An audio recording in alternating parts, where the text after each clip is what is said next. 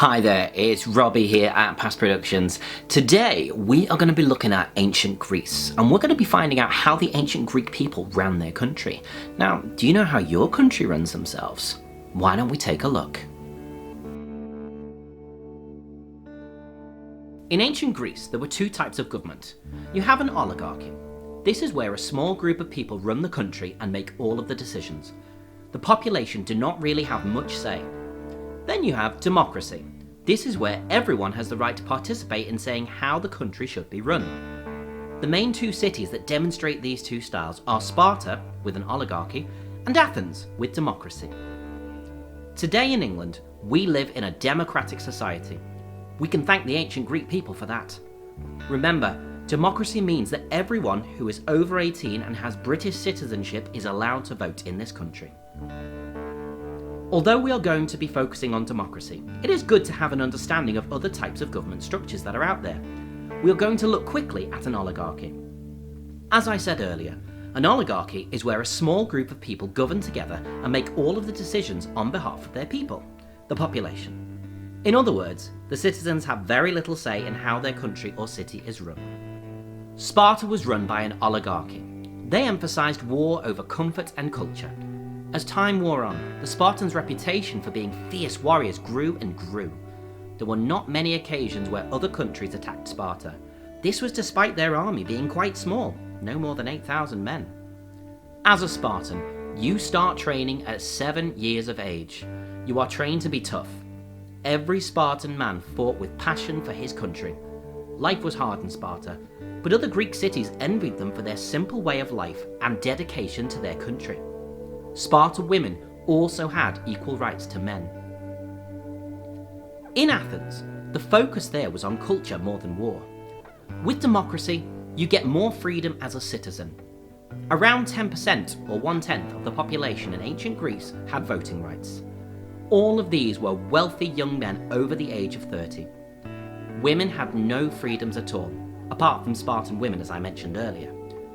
Fathers owned their daughters until they were married. Once they were married, they then became the property of their husbands. Tough ride. Athens in particular was often made fun of by other countries. They thought that their stance on culture over war showed them lacking bravery and courage. This led to them often being attacked by other nations. Can you remember what we said democracy meant earlier? It is a system of government where all of the population, once they are old enough, are able to take part in. This is often done through elected representatives. For us here in England, that would be our local members of parliament. Let us look at the root of the word though. It comes from two ancient Greek words. We have demos, which means all citizens or the people, and we have kratos, which means rule or power. That makes democracy as a word literally the rule of all citizens or people power. To be able to vote in ancient Greece, you had to be over 18. You also had to be of Greek descent. That means that both of your parents have to be Greek. You also had to be male. Yes, ladies, I am sorry to say that in ancient Greece, you were not considered eligible to vote. You also, as a resident of Athens, had to have completed your military training. As I said a moment ago, women were not able to vote in ancient Greece. Neither were children, as they were not over 18, or slaves. Slaves and free men had no rights. Metics also were not able to vote in ancient Greece. If you do not know what that is, a metic is a foreign resident, someone from outside of Greece who was living in Greece at the time. Nothing became law in ancient Greece until everyone that was able to vote had voted. To vote, citizens had to make sure that they attended the assembly. Fun fact for you, attendance to the assembly was not always voluntary. At one point, public slaves would form a cordon around the citizens with a red-stained rope and herd them like sheep into the assembly. Anyone who get red on their clothes would be made to pay a fine. Later on, they introduced a system where you would get paid for attending the assembly. This made people even more enthusiastic to attend. However, only the first 6,000 to arrive would be paid and admitted. The red rope was now used to keep the latecomers from entering. Unlike today, there were no political parties in ancient Greece. There was no official government or opposition. Voting was done by a simple majority. But what did they discuss and vote on? They announced any new decrees. This could mean going to war. If someone were granted a citizenship, this would be announced. Any newly elected officials. If any new legislation had been passed, and if there was any political crime that they needed to try. Ostracism was a way that any citizen could be banned from the city-state of Athens for a period of 10 years. It could be done because people were angry at a particular citizen, but quite often it was used to get rid of someone that posed a threat to the state. Citizens were asked each year if they wanted to hold an ostracism. If they voted yes, the ostracism would be held 2 months later. Citizens went to a part of the agora, the public square where markets and the assembly were held. Citizens gave the name of the person that they wished to be ostracised, and these would be scratched onto pottery shards. These were then put inside various urns. People gave the names to scribes, as most citizens were unable to write themselves.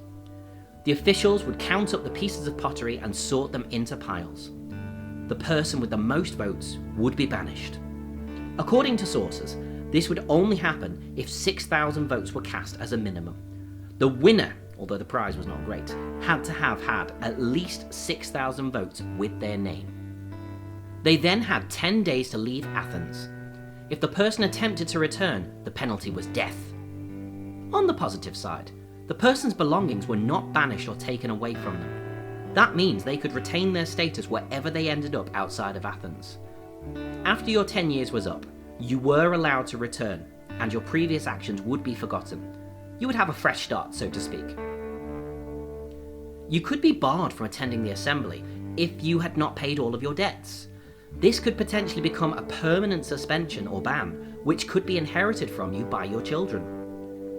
Military service could make it difficult to attend if you were currently away, and quite simply, distance could be a major factor in making it difficult for you to attend the assembly regularly. If you wanted to say something at the assembly, you simply put your hand up. When it was your turn to speak, you were able to say whatever was on your mind about the business that was being discussed. Remember, the assembly was an opportunity for all male citizens of Athens to speak their minds. As we said earlier, voting was done simply by a show of hands. Officials would judge this by sight. As you can imagine, this caused some problems when it was getting dark. However, anyone in the crowd was allowed to call for a recount if they were not happy.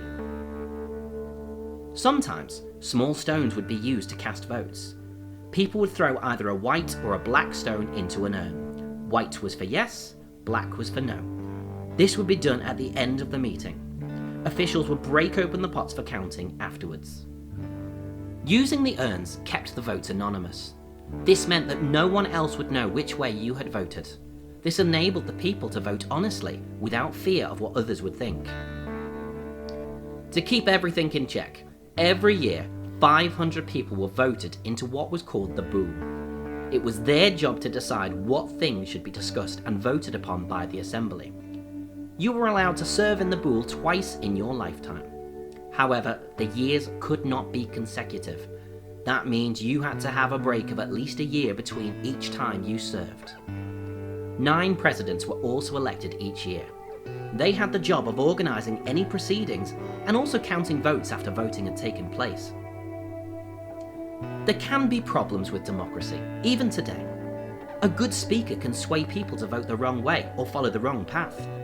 People say that Hitler was very charismatic and hypnotic when he spoke to the people. He managed to brainwash lots of people into following his beliefs. People can be swayed by their emotions to vote the wrong way. The speaker just has to tell you the right story to tug at your heartstrings.